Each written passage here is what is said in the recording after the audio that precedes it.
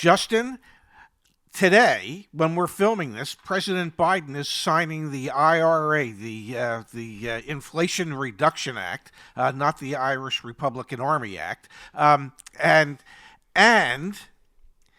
everybody wants to know about how all this timing is going to work that's built in to the IRA, into the Inflation Reduction Act, because somebody once said timing is everything in life. So if you could, can you explain the timing to me? Yes, I would love to, Ray. I am honored to be the one to share this information with you and the world, because I'll tell you what, the new EV revised tax credit and future rebate built into the Inflation Reduction Act of 2022, it is causing quite a few headaches for lots of EV buyers out there. And honestly, here at YAA Electric, we've been talking about the new tax credit so much that I'm pretty sure many of our viewers are sick and tired of hearing about it. But you know what, Ray? With a bill like this, with 30 pages of new rules and regulations governing the EV tax credit, there is an abundance of questions coming in, and it's our responsibility to answer them, right? So well, I'm glad, let's do it. I'm glad you're willing to shoulder that responsibility. I am. Yes, and I would say about half of the questions have been about the specific timelines for the new provisions within the bill. So we dug up some answers, and we're going to share them with you now. Okay. All right, because, for example, why does this matter? If you're interested in buying a Tesla Model Y, your timeline for buying is going to be different than if you were trying to buy a Kia EV6 or various other EV models.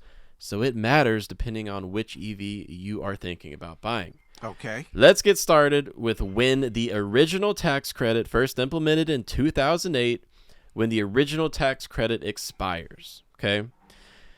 Here's the short answer. As soon as President signed that bill on Tuesday, August 16th, the original tax credit expired. Unless, and here's in bold, italicized, underlined, unless you have already purchased the vehicle before Biden signed the bill, or if you have a written binding contract to purchase in hand before he signed the Inflation Reduction Act. If you have that written binding contract in hand, you're able to basically qualify for the transition rule, which means that the original tax credit that we've all been used to for over a decade now, you can claim that original tax credit. So before you freak out with these new timelines I'm about to share, there's your good news. It's the only good news you're going to get. All right. Terrific. Yeah. All right. 3 out of 4 EV buyers in the United States, they choose a Tesla. And based on the new rules of eligibility, it looks like the Tesla Model Y will be the one that will qualify for at least half of the new incentive. So at least $3,750. Mm-hmm. When is the 200,000 sale cap that took away eligibility from the original EV incentive going to be lifted? When is this 200,000 sale cap going to be lifted? And the answer is, any guesses, Ray? If I were to guess, January 1st, 2023? You win. Yes, you win. So, good job, Ray. Thank you. Tesla and General Motors, those are the two automakers that had surpassed the 200,000 sale cap and were no longer eligible for the original EV tax credit. They are once again eligible, depending on where they source and build their batteries. Okay. On January 1st. So that's good news. But that means if you're thinking about buying a Chevy Bolt, a Cadillac Lyriq, Tesla Model Y, you need to wait and take delivery after January 1st if you want to claim that new incentive. Okay? Keep that in mind. Now, what about income limits? The new bill says that adjusted gross income must be below the following limits to be eligible for anything. $150,000 for individual filers, $225,000 for head of household, and $300,000 for joint filers. So this goes into effect on January 1st, 2023. Price caps. Ray, what would be a fair price cap for an electric sedan? I mean, you and I, we look at a lot of pricing data from 2022. We know how prices have skyrocketed. Tesla has raised prices over 20% in the past year and a half. What do you think would be a fair price cap to be eligible for an EV incentive? Just what's your take? Well, Personally, I think there shouldn't Personally. be. I think there Okay, shouldn't be okay, a price okay. cap. Okay. If you want to encourage people to use EVs and buy EVs, why put a price cap on it? But our government doesn't quite think like that, and so I don't know, for a sedan, 60,000 maybe. For a truck or an SUV, I don't know, 80, I'm, 90,000, something like that.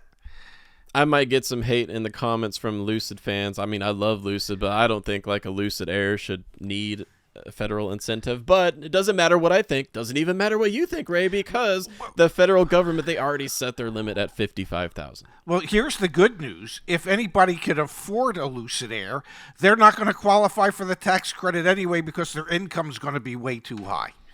Yeah, in theory, yes. And then there's a price cap for SUVs, vans, and trucks as well, which is $80,000. This is the one I have a bit of an issue with. I think it should be more like $100,000. I wish electric trucks and SUVs did not cost so much, but they do. Mm-hmm. And for families who are looking at the fuel savings if they drive a lot and they're really eager to drive their families around or use an electric work truck, they might be having to spend over $80,000 to get what they need, and that's where the price cap is set. So when do these can I ask a silly question? Please do. Are there escalators for these price caps based on inflation moving forward over the years, or are Nope. these hard numbers that, well, nothing's going to qualify within 2 or 3 years? No escalators. This is what we've got from now through 2032. Okay, so it's basically in a couple of years nothing will qualify. Yeah, or they can make amendments, I guess, but that's another video, huh? Sorry. So when do these price caps take effect? 55,000 for sedans, 80,000 for everything else. They begin when the Treasury Secretary, because this is all about the IRS code, when the Treasury Secretary releases final guidance, and the bill says that must be sometime between right now and December 31st of this year. So at any moment, probably no sooner than October, I would say, we would get these final regulations from the Treasury Secretary. Okay. So, Ray, am I boring you yet? No, because I keep coming up with interesting questions. At least I think they're interesting. Yeah, that's why we enjoy our live shows on Plugged In at YAA Electric, because we've got lots of great questions live in the chat every single day. It's wild, yes. Want to know who the good dealer is in your neighborhood? Go to joinyaa.com and check out our crowdsourced dealer reviews. All of our community members coming together to help one another. Where do we go next? Because we're only halfway through. Oh, stop it. How difficult are they making these things? Difficult enough. Okay, so you might have heard me mention that the Inflation Reduction Act has turned the federal EV tax credit into a battery sourcing incentive. It's not about battery capacity. It's not about where you get the electricity from. It's all about where you get the batteries from, plain and simple. Now, it's all about a minimum 7 kilowatt hour requirement, and that means even most plug-in hybrids will qualify. But how do you get the money? How do you get the $7,500? Well, it's broken into two halves. $3,750 if at least 40% of the battery minerals are sourced in the United States or free trade agreement countries in 2023, and then that increases by 10% every year afterwards through 2028. And the other half, $3,750, if at least 50% of the battery pack components, so where do they make the battery at, are produced in America or free trade agreement countries in 2023, and then similarly increases by 10% after that each year. When do these very, very important battery sourcing requirements go into effect? Once again, it is when the Treasury Secretary finalizes these rules, and that must be no later than December 31st. Now, Ray, you've probably been watching the whole legislative scene longer than I have, naturally, because you're, a tad bit... Just a tad. Older and wiser than I am. Older. Okay. Not wiser, just older. Do you think with the pushback they've seen with these strict requirements for eligibility that they might wait till the last day, wait till December 31st to make these final rulings? I don't know. I think they owe it to the public to make the rulings as quickly as possible. I do have a question that you probably don't have the answer to, but it could be the source of another video. Do we have any idea as to how many batteries, as we know them today, have the minerals sourced, 40% of the minerals sourced, either from the United States or free trade agreement countries that we have these agreements with? We don't know, and I would bet real money that even the executives at most of these automakers have no idea either, because aside from Tesla, and even for Tesla, it's a small percentage of their overall battery requirements. Most automakers do not make their own batteries yet. Ford, GM, they're thinking about doing it. They're partnering still mostly with Panasonic, LG Chem, CATL, a whole bunch of other battery producers, but they don't make their own batteries. So what does that mean? They essentially signed papers to get battery suppliers to supply the batteries they needed for the next few years. Ford said that they have battery commitments through like 2025. That means that they're stuck with the batteries they've already signed contracts for, and they probably don't know where the minerals come from.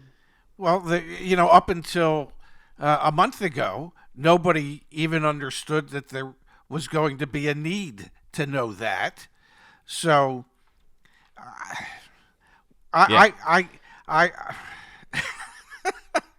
Yeah, and it's weird how suddenly we all care about geology, because 51% of the lithium mines in the world are currently in China. So, like, we've all got to be thinking about, okay, where's the lithium in the ground at? Because that now matters for qualifying for future EV incentives. It's wild. But we've got just a few more timelines to go through, Ray. I'm still not done. And then we'll wrap this up. Okay, so what about the wonderful used EV tax credit and future rebate?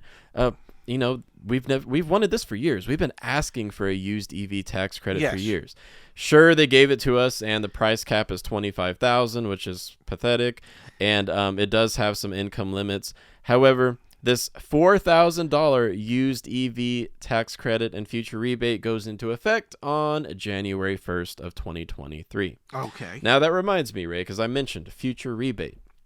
When does this become a point of sale rebate? Because it's not right away.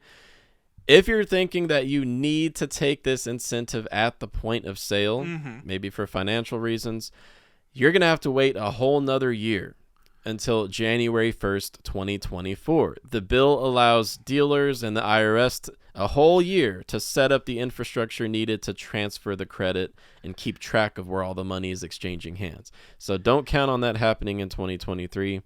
Going to have to wait a bit longer if you're looking for a rebate. If you want to buy an EV in 2023, you're going to claim the applicable incentive on your next tax return, just like we have with the original tax credit. Oh my God. This is so difficult. Yeah, so now I think we're done. The expiration date for all of this mess that we've just talked about, all of it, is December 31st, 2032. So we got 10 years, you guys. Now I'm done. The real question is, could Congress and the Senate made it any more difficult for people to qualify, for vehicles to qualify for, and what if nobody really qualifies? What happens to the money that's been earmarked for these incentives if the manufacturers can't produce the cars that would qualify for that money?